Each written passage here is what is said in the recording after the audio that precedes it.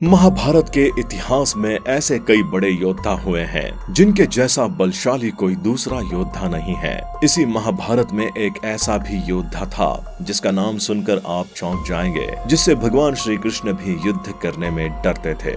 इस वीर योद्धा की ताकत का अंदाजा इससे लगाया जा सकता है, जब श्री कृष्ण के सामने ये आता था तो उनके पसीने छूट जाते थे। आज हम आपको महाभारत से जुड़े उस वीर योद्धा के बारे में बताएंगे कि कैसे उसने श्री कृष्ण को डराया। तो जानने के लिए आप हमारे साथ वीडियो के अंत तक बने रहें।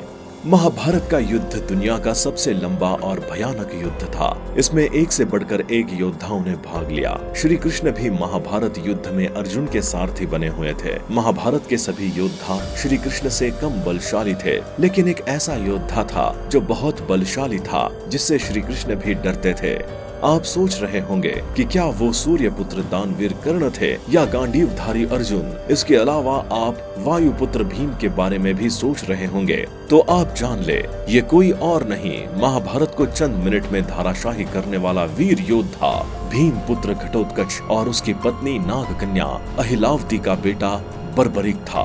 आप ये सुनकर आश्चर्य में पड़ गए होंगे कि क्या वो सचमुच इतना शक्तिशाली था कि भगवान श्री कृष्ण उससे डरते थे। ये बात बिल्कुल सही है। हम आपसे ऐसी कथा को साझा करेंगे जिससे आपको पता चलेगा कि उस वीर योद्धा से कृष्ण क्यों डरते थे।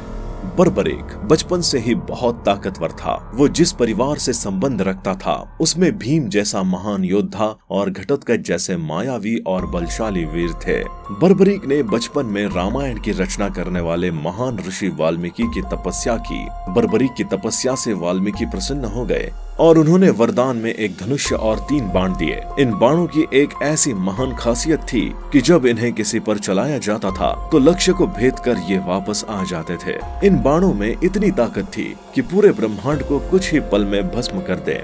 3 बाण धारण करने के कारण बर्बरीक को 3 बाणधारी भी कहा जाता है। उनके माता और पिता के दिए गए धार्मिक और सृष्टि शक्तियों के द्वारा उनकी ताकत में और ज्यादा बढ़ोतरी हुई। बर्बरीक हमेशा युद्ध में सबसे आगे खड़े रहते थे। महाभारत का भीषण युद्ध 2 महान शक्तियों के बीच हुआ। इस युद्ध में लाखों की संख्या में सैनिक और घुड़सवार मारे गए। जब महाभारत के घमासान युद्ध की शुरुआत हुई तो बर्बरीक भी अपने माता अहिलावती और पिता घटोत्कच से आज्ञा लेकर युद्ध भूमि की ओर प्रस्थान किया। भगवान श्री कृष्ण को 3 बाणधारी बर्बरीक के आने का आभास हो गया। श्री कृष्ण ने बर्बरीक की परीक्षा के लिए एक ब्राह्मण का रूप धारण किया और बर्बरीक की तरफ प्रस्थान किया। बर्बरीक के पास पहुंचकर श्री कृष्ण हंसने लगे। ये दृश्य देखकर बर्बरीक ने भगवान श्री कृष्ण से उनके हंसने का कारण पूछा। इस पर श्री कृष्ण ने कहा कि हे बर्बरीक, तुम ये 3 बाणों को लेकर कहाँ जा रहे हो और इनसे क्या युद्ध जीत पाओगे? बर्बरीक ने जवाब दिया कि हे ब्राह्मण, महाभारत के युद्ध को जीतने के लिए एक ही बाण काफी है। अगर मैंने 3 बाण चला दिए तो ये ब्रह्मांड कुछ ही पलों में समाप्त हो जाएगा। इस पर श्री कृष्ण आश्चर्यचकित हो गए और बर्बरीक से कहा कि अगर तुम्हारे बाण इतने ही शक्तिशाली हैं तो आप इसे साबित करके दिखाओ। हम जिस पीपल के पेड़ के नीचे खड़े हैं उसकी पत्तियों को एक ही बाण में भेद करके दिखाओ। इतना सुनते ही बर्बरीक ने उस पीपल की पत्तियों पर अपना बाण चला दिया। पल भर में ही बर्बरीक के बाण ने उन पत्तियों को भेद कर श्री कृष्ण के सामने मंडराने लगा। ये देखकर श्री कृष्ण एक पल के लिए घबरा गए और सोचने लगे कि ये बाण मेरे पास क्यों मंडरा रहा है। आप जान ले कि भगवान श्री कृष्ण ने एक पत्ती को अपने पैरों के नीचे छिपा लिया था।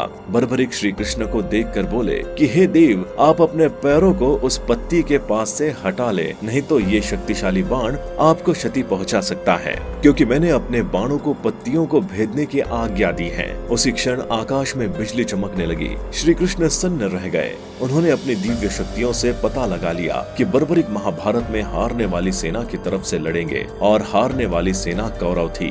जब वो कौरव की तरफ से लड़ते हैं तो पांडवों का विनाश निश्चित था। इस तरह बर्बरीक महाभारत का पासा अकेले ही पलट देते। इस परिणाम को जानते हुए श्री कृष्ण ने बर्बरीक से उनका सिर भिक्षा में मांग लिया। बर्बरीक ने देर न करते हुए अपना शीश उस ब्राह्मण को दे दिया। इस कथा के बाद आप जान गए होंगे कि श्री कृष्ण को हैरान परेशान करने वाला और महाभारत के युद्ध को पल भर में नष्ट कर देने वाला ये योद्धा बर्बरीक था। आशा करता हूँ आपको ये